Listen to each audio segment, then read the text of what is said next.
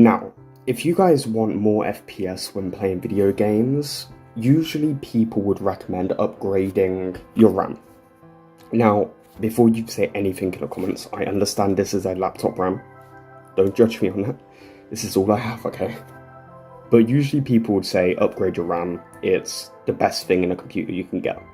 Now, that is kind of true, but also untrue. Purely because, yes, it is definitely one of the most powerful things in your system.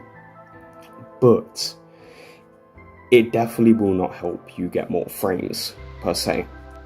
Purely because all RAM is technically for is processing data between storage, the CPU, graphics card, and other things in your system. Make sure everything runs smoothly. It's a memory processing unit.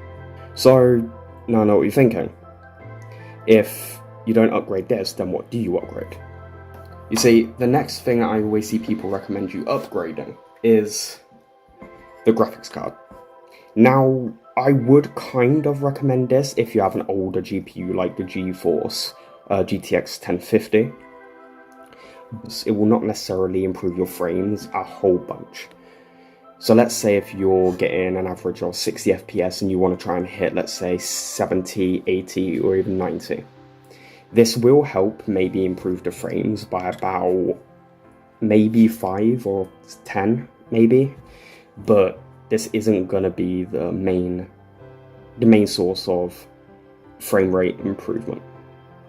Purely because the GPU is mainly, really the only use for a GPU is rendering graphical images, 3D images, and really everything that displays on your screen.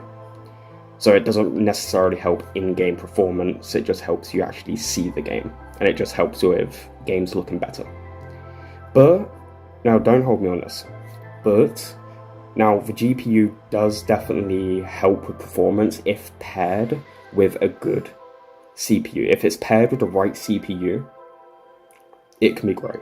It will definitely improve performance by quite a high standard, but not to the capability that you'd probably want it to be.